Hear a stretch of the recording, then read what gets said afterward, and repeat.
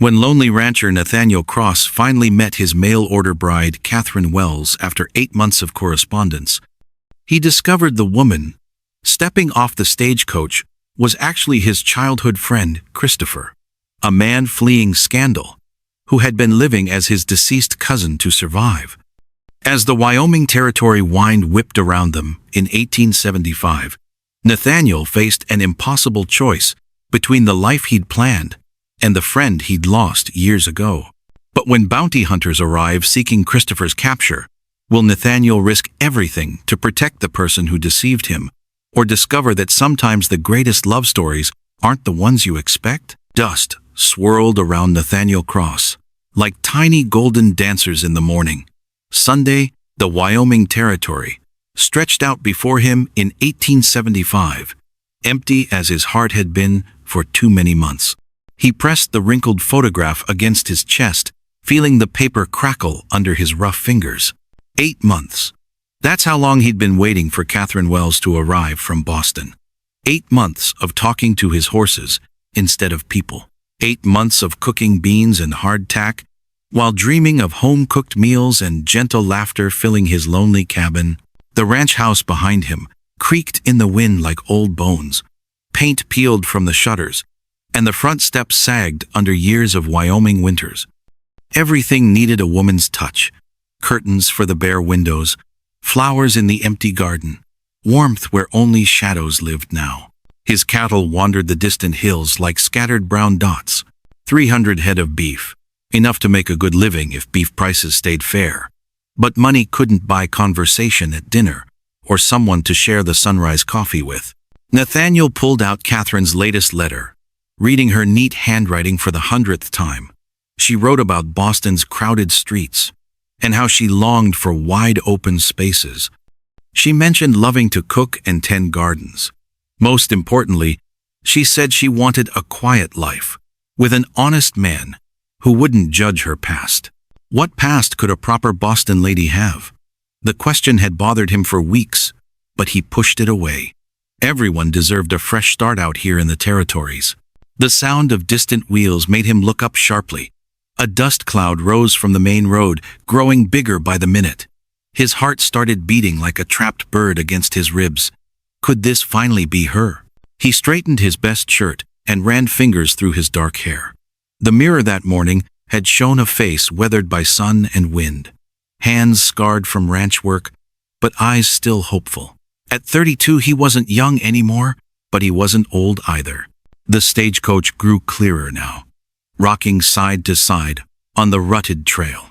The driver's whip cracked over the horses' heads as they pulled the heavy wooden coach closer to his gate. Nathaniel's mouth went dry as desert sand. What if she didn't like what she saw? What if he disappointed her after all those letters full of promises about their future together? What if she took one look at his rough hands and simple cabin and climbed right back into that coach? The horses slowed to a walk, then stopped completely. Dust settled around the coach like a golden curtain. The driver climbed down, spitting tobacco juice into the dirt. "You Cross?" the old man asked. "Yes, sir. Got a passenger for you."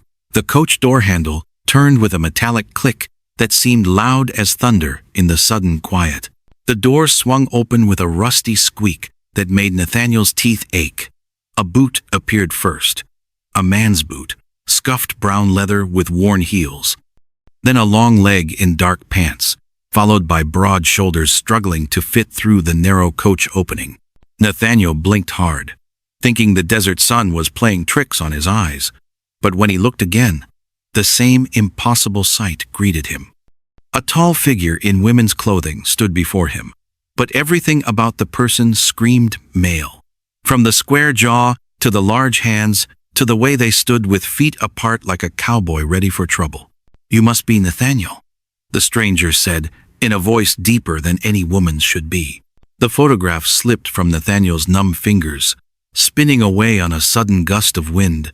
He watched it dance across the yard like a dying butterfly, before catching on a fence post. His carefully planned words dried up in his throat. "I know this isn't what you expected," the stranger continued, pulling nervously at the blue dress that hung wrong on their frame. "But I can explain everything if you'll give me a chance." The stagecoach driver cleared his throat loudly. "That'll be $2 for the ride, whoever's paying." Nathaniel's hand moved to his pocket automatically, but his eyes never left the person claiming to be Catherine. Up close, he could see the careful way powder-covered beard stubble. The wig sat slightly crooked, revealing short brown hair underneath. But the eyes, those gray eyes, looked familiar somehow, like something from a half-remembered dream. "You're not Catherine Wells," Nathaniel finally managed to say. "No." The stranger's shoulders slumped. "I'm Christopher Wells. Catherine was my cousin, and she died 3 months ago from fever in Boston." The words hit Nathaniel like a punch to the stomach. All those letters, all those plans, all those dreams of sharing his life with someone who understood loneliness. All lies? Then why are you here? His voice came out harder than he meant it to. Christopher flinched, but didn't back down. "Because I had nowhere else to go.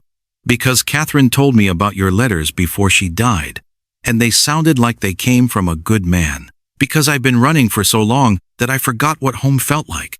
"Running from what?" "That's a longer story." The stagecoach driver spat again, this time hitting the ground near Christopher's feet. "Look, folks, I got other stops to make. You paying me or not?" Nathaniel dug coins from his pocket with shaking hands, never taking his eyes off Christopher.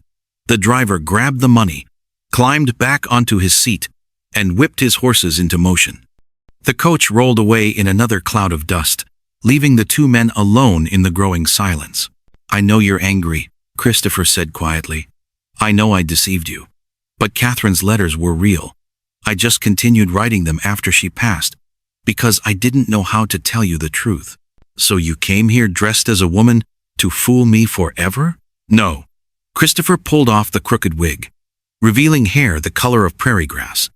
"I came here hoping you might be the kind of man who could understand why someone would risk everything for a chance at belonging somewhere." Something in those words tugged at Nathaniel's memory, but he couldn't place what. The kitchen window rattled as Christopher slammed his fist against the wooden table, making the coffee cups jump. "You think I wanted this?" His voice shook with anger that had been building for days. "You think I chose to live as someone else?" Nathaniel stood by the stove, his back rigid as fence posts. 3 days had passed since the shocking arrival, and neither man had spoken more than necessary words about chores and weather. Now, the dam had finally burst. "My father destroyed everything we had back in Missouri," Christopher continued, pacing the small room like a trapped animal. "The church money he stole, the gambling debts, the shame that followed our family like a curse. Mother couldn't leave her bed for months. She just stared at the ceiling, crying until she had no tears left. The oil lamp flickered, casting dancing shadows on the log walls. Outside, storm clouds gathered over the Wyoming mountains, promising another harsh night in 1875. Catherine was only 16 when the scandal broke. Christopher's voice grew softer, remembering. She couldn't handle the whispers, the pointing fingers, the way people crossed the street to avoid us. So I made a choice. I became her protector, her shield against the world's judgment. Nathaniel finally turned around, his weathered face showing the first crack of understanding. How long? 7 years. 7 years of wearing dresses, learning to walk differently, speak softer, smile when I wanted to scream. Christopher's hands trembled as he pulled out a worn photograph from his pocket. This was Catherine before she got sick. Beautiful, kind, everything I pretended to be. Thunder rumbled overhead, and rain began pattering against the windows. The sound filled the silence between them as Nathaniel studied the photograph. The resemblance was strong enough to fool anyone who didn't look too closely. She started writing to you when we moved to Boston, Christopher continued. Said she wanted to find happiness somewhere far from the past. But when the fever took her last winter, I found myself reading your letters. They were full of hope, dreams of partnership, descriptions of this beautiful, empty land where people could start fresh. Nathaniel set down the photograph gently. So, you decided to become her completely. I decided to find the one place where Christopher Wells might have a chance at peace. The confession hung between them like smoke from the oil lamp. I never meant to deceive you, Nate, but I'd forgotten what it felt like to have someone speak to me with kindness instead of suspicion. A sudden knock at the door made both men freeze. Through the rain-streaked window, they could see a horse tied to the porch rail, its rider hidden under a dark coat. "Expecting company?" Christopher whispered, fear creeping into his voice. Nathaniel shook his head, moving toward his rifle hanging by the door. In the Wyoming Territory, unexpected visitors after dark rarely brought good news. The knocking came again, more insistent this time. Morning sun streamed through the barn doors as Nathaniel pitched hay with unusual force, each throw sending golden stalks flying like his scattered thoughts. Christopher worked silently at the other end, mending harness leather with steady hands that betrayed none of the tension coiling in his shoulders. The midnight visitor had been old Pete Morrison from the neighboring ranch, seeking help with a difficult cattle birth. They'd spent hours in the cold rain saving a calf, working together with the same natural partnership they'd shared as boys. But dawn had brought new worries neither man wanted to voice.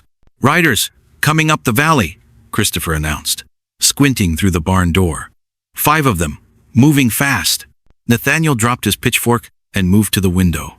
Even from a distance, he could see the rigid posture of men on official business.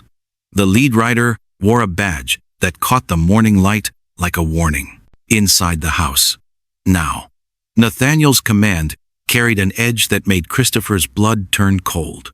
They crossed the yard quickly, but not quickly enough. The riders spread out as they dismounted, surrounding the small ranch house with practiced efficiency. Their leader, a thin man with pale eyes and a cruel smile, adjusted his hat and walked forward. "Nathaniel Cross!"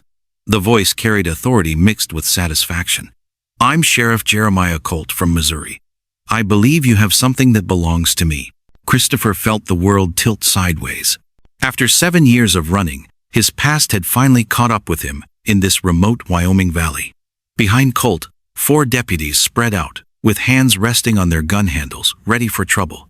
"Don't know what you're talking about," Nathaniel replied, stepping onto the porch. His own hand moved casually toward his holster. Colt's laugh was dry as desert wind. "Christopher Wells is wanted for theft, fraud, and impersonating a woman for illegal purposes. Word travels fast when there's money involved." Someone in town recognized him, despite his clever disguise. The morning air grew thick with tension. Christopher could feel his legs shaking. Memories of Missouri flooding back. Angry crowds, thrown stones. The night they'd fled under cover of darkness. He'd spent years learning to be invisible, and now visibility threatened to destroy the first real home he'd found. $500 bounty, Colt continued, studying Christopher like a hunter, examining trapped prey, dead or alive, though alive pays better. "You can come quiet, or we can make this difficult."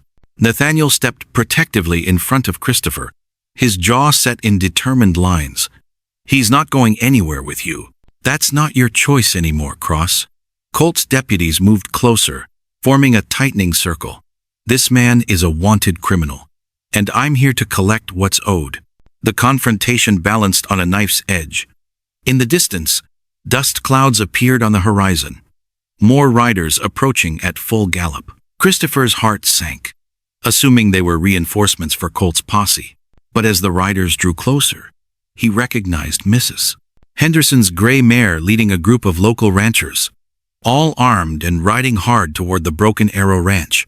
Something had changed in this remote valley, something that might tip the scales of justice in an unexpected direction. The sound of galloping horses shattered the morning calm like thunder in a clear sky.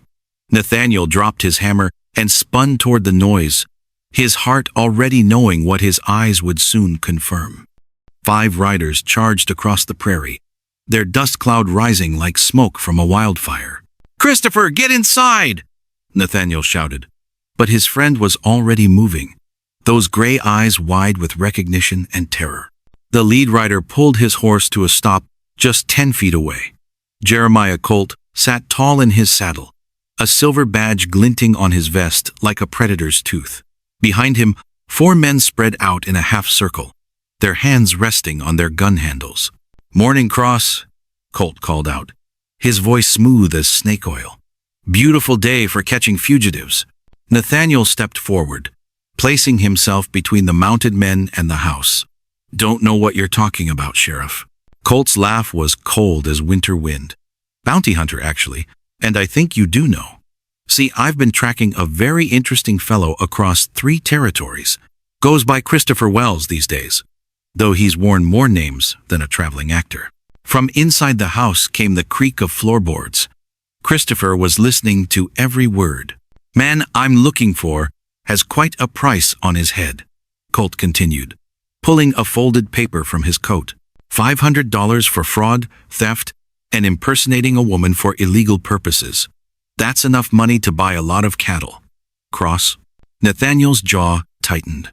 $500 was more than most ranchers saw in 2 years. But as he looked at Colt's cold eyes, he felt something hot and fierce rising in his chest. "Even if I knew this man you're hunting," Nathaniel said carefully, "what makes you think he's here?"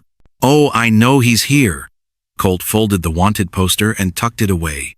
"Saw him myself yesterday in town, wearing men's clothes now, but still walking like someone afraid of his own shadow. Mrs. Henderson was quite chatty about your new hired hand." The deputy to Colt's left shifted nervously in his saddle. These weren't hardened lawmen, Nathaniel realized. They were young men looking to make easy money. "Here's how this works," Colt announced, his voice turning hard. "You bring him out, we take him peaceful-like, and everyone goes home happy. You try to protect him, and things get messy real quick." The front door opened with a soft click.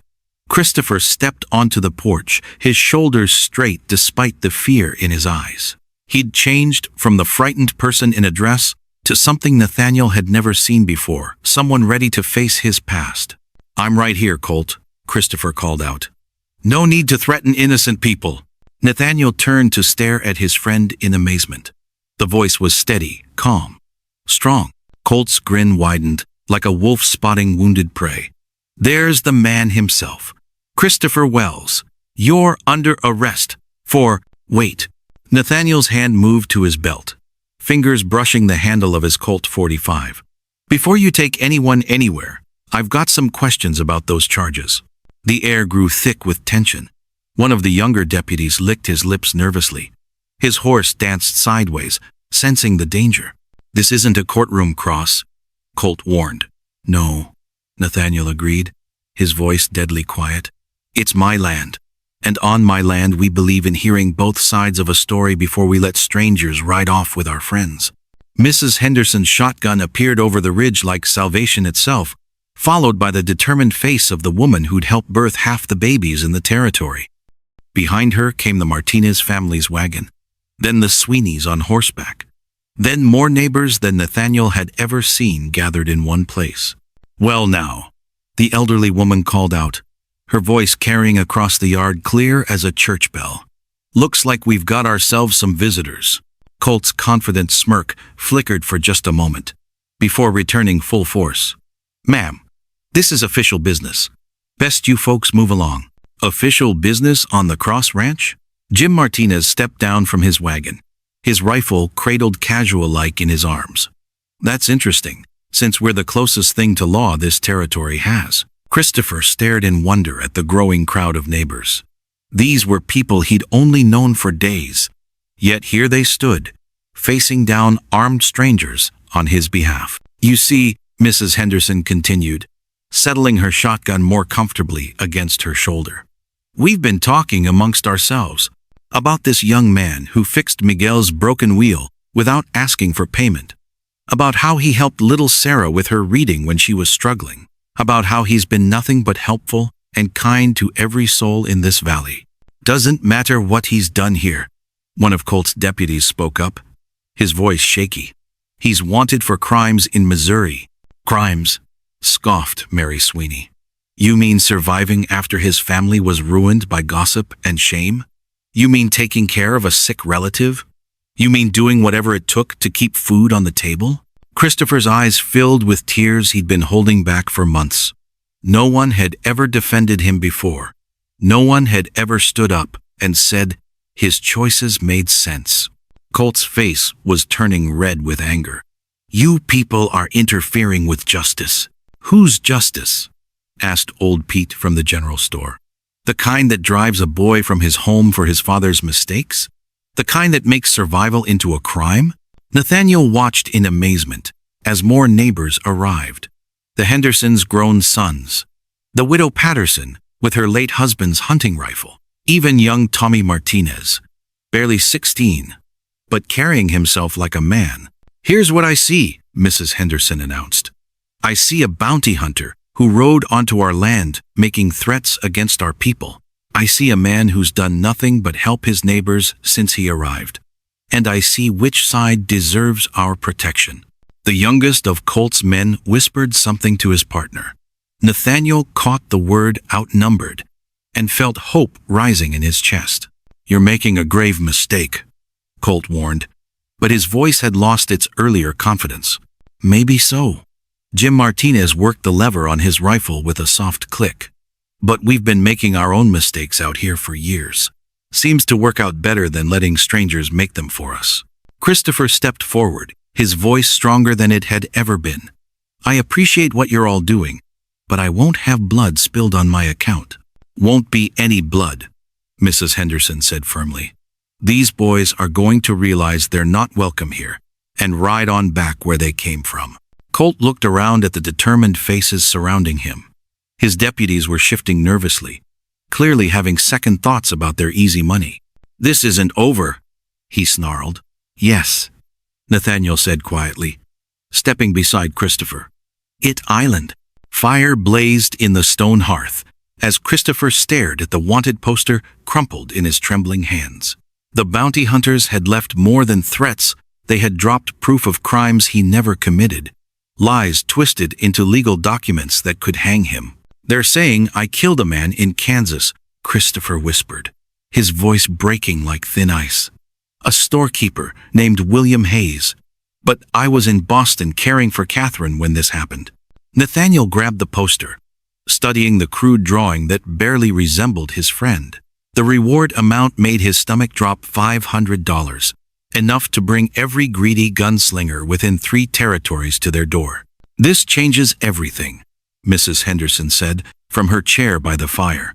She had stayed after the other neighbors left, sensing trouble brewing like a prairie storm. "Jeremiah Colt isn't just after easy money anymore.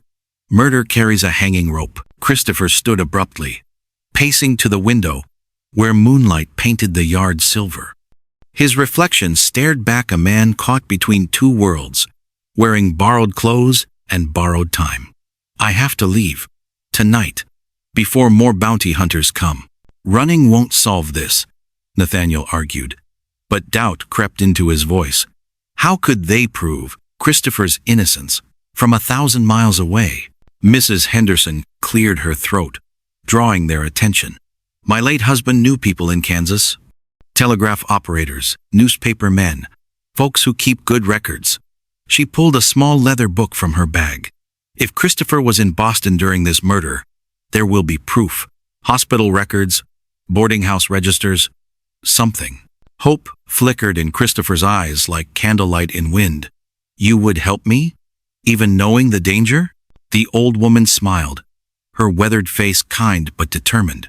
"Child, I've lived through Indian raids, blizzards that froze cattle standing up, and 3 husbands who thought they knew better than me. A few lying bounty hunters don't scare me much." But as she spoke, hoofbeats thundered in the distance, too many horses moving too fast through the night. Nathaniel blew out the lamp, plunging them into darkness. "They're back," he whispered, reaching for his rifle. "And they brought friends." Through the window, they counted at least 8 riders surrounding the house, their faces hidden by bandanas and shadow. These weren't lawmen, they were killers, drawn by gold and blood. Christopher grabbed Nathaniel's arm. "I won't let you die for me." "Then don't let me die at all," Nathaniel replied, checking his ammunition. "Help me fight." Mrs. Henderson cocked her shotgun with practiced ease. Boys, in 1875, we settled disputes with lead and determination. Tonight won't be any different. The first gunshot shattered the kitchen window, sending glass across the floor like deadly snow.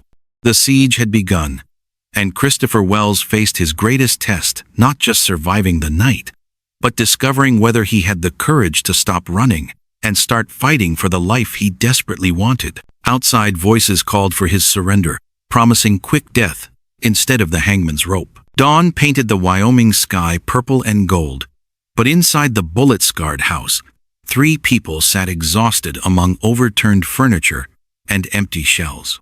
The bounty hunters had retreated at sunrise, but everyone knew they would return with more men and bigger guns. "We can't hold them off again," Nathaniel admitted, bandaging a graze on his arm. "Next time, they'll burn us out." Christopher sat at the kitchen table, writing frantically on a piece of paper torn from Mrs. Henderson's ledger book. His hands shook, but his voice stayed steady. "I'm writing everything down, the truth about who I am, why I came here, what really happened to my family." He looked up at his friends. "If something happens to me, people should know I wasn't the monster they're making me out to be." Mrs. Henderson limped over, her ankle twisted from diving behind the stove during the gunfight. "Stop talking like you're already dead. I sent my grandson riding to Cheyenne before the shooting started. Help is coming." "What kind of help?" Nathaniel asked, hope and worry fighting in his chest. "The kind that wears blue uniforms and follows real laws instead of bounty money." As if summoned by her words, the sound of approaching horses filled the air, but this time it was different. Organized. Official. Through the broken window, they saw cavalry soldiers riding in formation, led by a stern-faced captain whose brass buttons gleamed in the morning light. "Captain Morrison, United States Army," the officer announced, dismounting near the porch. "We received reports of armed men terrorizing civilians. Where are they?" Christopher stood slowly, his heart hammering like a blacksmith's anvil. This was the moment: confession or continued hiding, freedom or chains. "I'm Christopher Wells," he said, stepping outside with empty hands raised. "The man they're hunting." Captain Morrison studied him carefully, then pulled out an official document. "Mr. Wells, I have a telegram from Boston authorities and a full report from Kansas Territorial Records. William Hayes was killed by a man named Robert Fletcher, who was caught, tried, and hanged 2 weeks ago in Dodge City." The words hit Christopher like lightning. "What? You're innocent of murder charges. The warrant for your arrest has been canceled." Morrison's expression softened slightly. "Seems someone wanted you dead badly enough to forge legal papers and hire killers to do it." Mrs. Henderson hobbled outside, grinning despite her injuries. "Captain, those killers are camped about 2 miles north, waiting for darkness to attack again." Morrison nodded grimly. "Not anymore, they aren't. My men will handle this." As the soldiers rode toward the bounty hunters' camp, Christopher collapsed onto the porch steps, overwhelmed by relief and exhaustion. 15 years of running, hiding, and fear were finally ending. Nathaniel sat beside him, their shoulders touching as they watched the sun climb higher over their land. Truly their land now, shared between partners who had survived everything the world threw at them. "So what happens next?" Christopher asked quietly. "We rebuild the fence they shot up, fix the windows, maybe add another room to the house." Nathaniel smiled, thinking of the future, stretching ahead like an open trail. "We live." And in the clear Wyoming morning of 1876, 2 friends who had found their way home began planning tomorrow.